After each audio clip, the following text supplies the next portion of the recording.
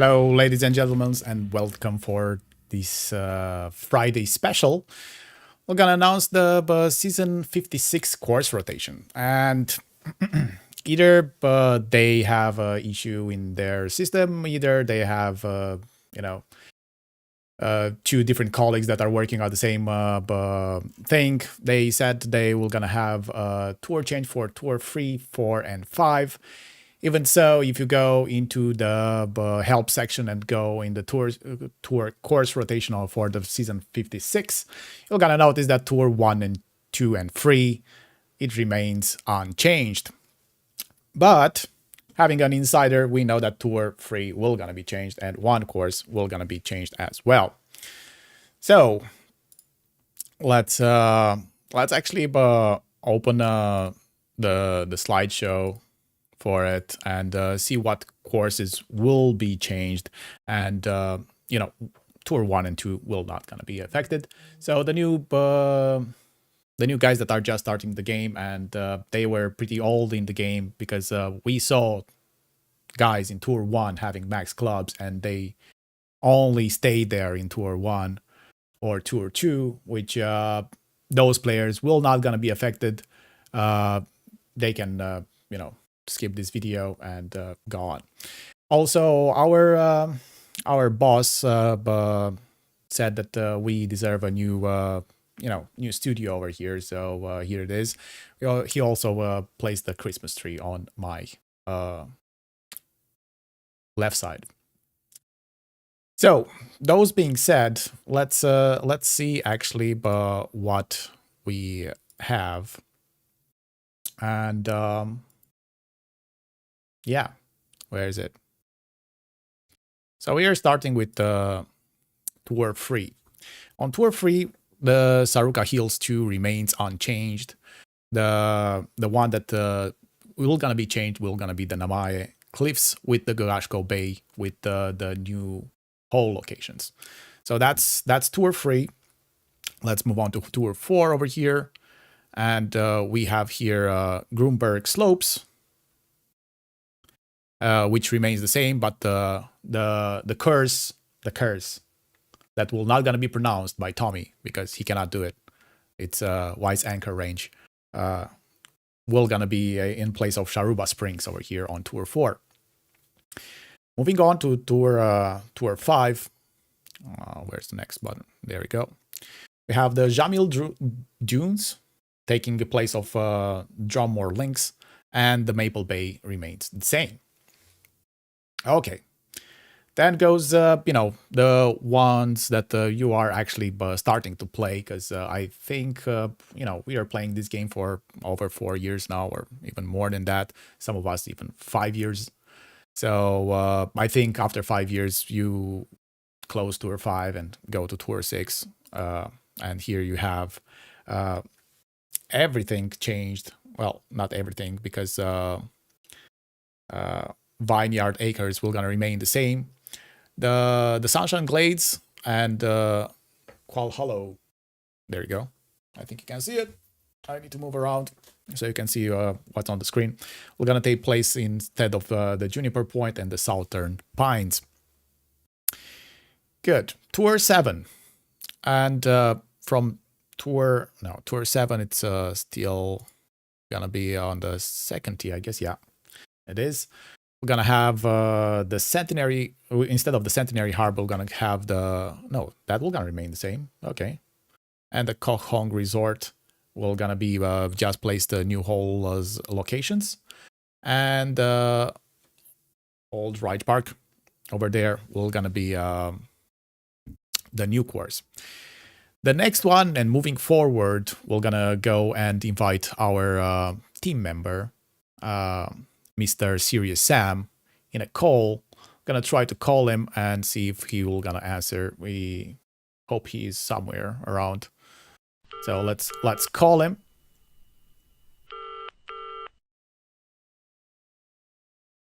Sam? No? Yes, Radu, I am here. Thank you.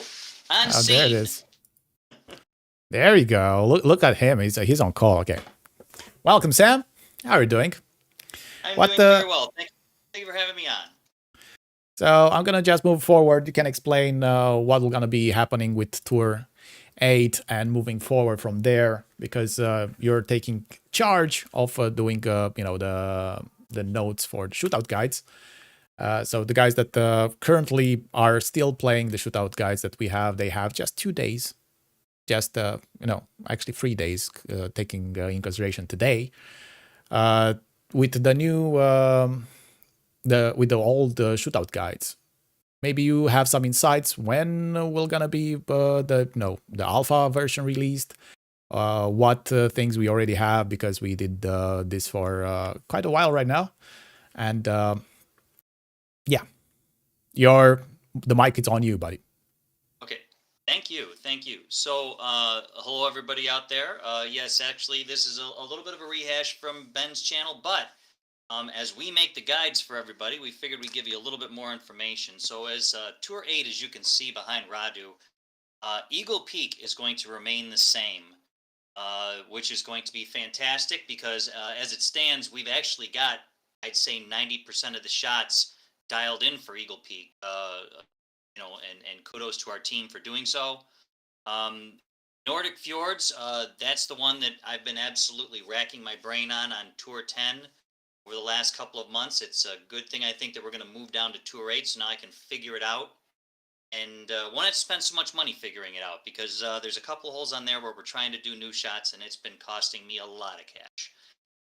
Yongsan Gardens, that's the one we just had in the recent tournament, so obviously no data for that whatsoever. But once again, this is going to be a great thing for us to figure out in Tour 8 because it's not going to cost that much. It's only $300,000 a game. I know that sounds somewhat ridiculous to people who are just starting out and breaking into Tour 8. But for those of us that are doing Tour 9 and Tour 10, it's going to be a real blessing. And I think it shouldn't take too long to do Tour 8, since we've got probably 35 to 40% of the data already there. An alpha version, should be coming out rather quickly on Tour 8. If we could move to Tour 9, Radu, that would be great. No, thank you, Okay. Tommy. You're much appreciated switching those slides. Tour 9. So we actually got a little bit of a break here.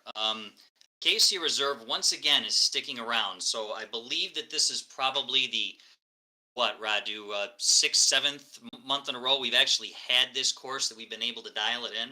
That's dialed. That's completely dialed. It is absolutely completely dialed. We actually got the last wind angle we needed on, I think it was Acacia 3C.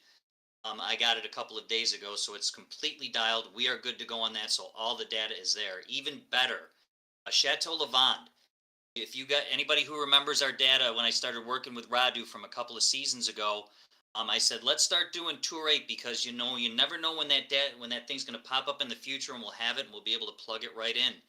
And here we go. Chateau Lavande, we've got those shots dialed in. I'd say maybe 95%. Might need a couple little tweaks, but we're going to be able to shove that data right in, and it's going to be fantastic. Done.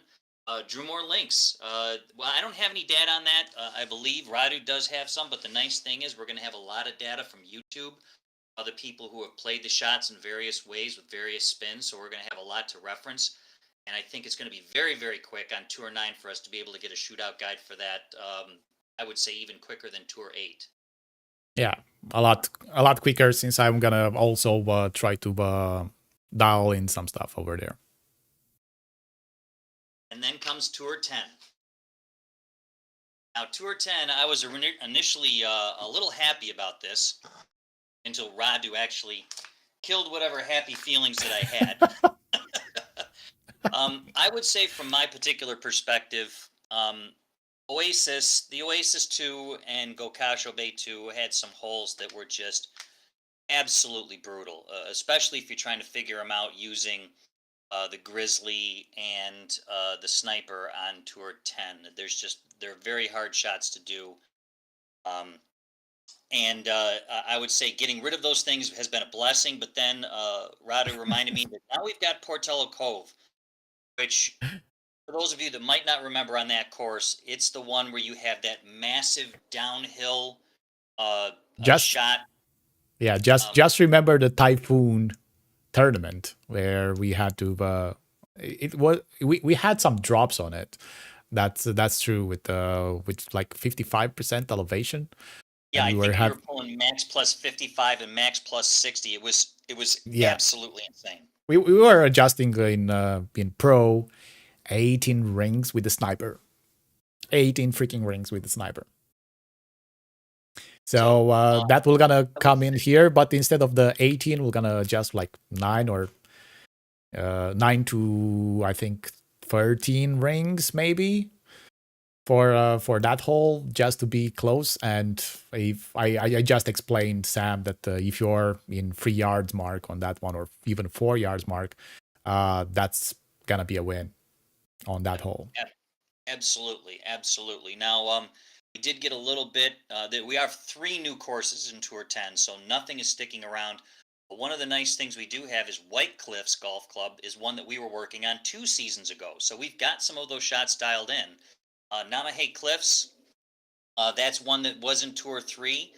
I'm sure there's a lot of data about that out there, but I have a feeling that even if it's not the best, it's still going to be better than what we had for some of the other choices. So I would say that I'm looking more forward to this than the previous Tour 10 for most of the holes.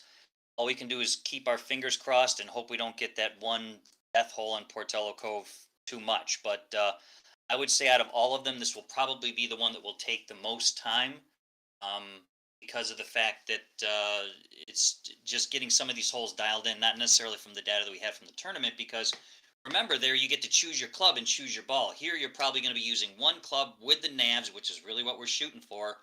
And it's going to be a lot harder to dial those in and more time consuming, no matter how many people are working on them. So. That's for sure. So from all these three tours that we are doing shootout guides, I think Tour 10 will gonna be the challenge. Absolutely, I would agree. Tour 9 is going to be the easiest of the bunch by far, mainly because of the fact that we've got most of the data. And just to remind everybody, of course, we're working on this as we go forward. Part of the reason why we're doing Tour 8, 9, and 10 is because these all come from the middle tees. And this is a prime example of why we have this data. And once it gets dialed in, we had Chateau Lavande from Tour 8. We're going to plug it into Tour 9. And the only thing we're going to have to change is the spins. That's just as far as the backspin and the top spin. If we have to do it, it's going to be easy to do. Yeah, And this is going to help us going forward. it's just to compensate for higher winds. And that's it. Or in the other way around, if we had it in Tour 10 and we are moving in Tour 8, then we have to do again just spins to adjust for lower winds, and that's it. Exactly. And I just in case everybody's wondering, I am working on the templates now. One of the things we are going to try and do is we're going to try and make the template pages a little bit bigger with a little bit more information in them. We're not going to go hog wild, but we are going to try and make them a little bit bigger and give you some better information in them, so that it'll be easier for us to put more data in if you need it, easier for people to read.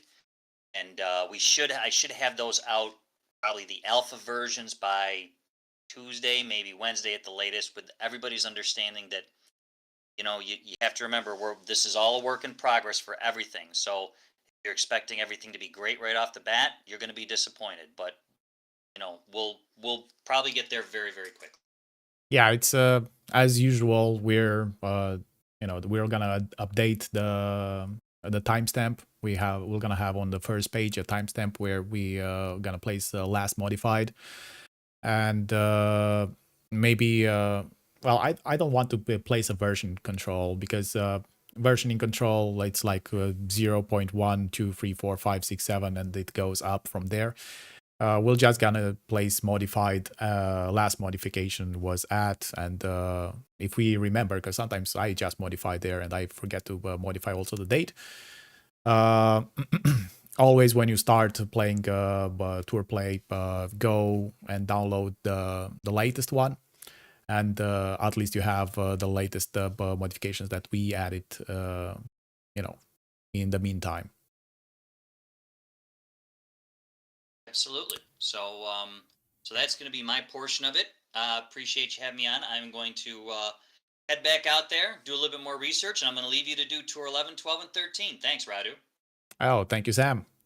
All right. Okay, so where is that? There we go. So let's see what we're gonna have changed in Tour 11. This is going to Master Place, Master Realm.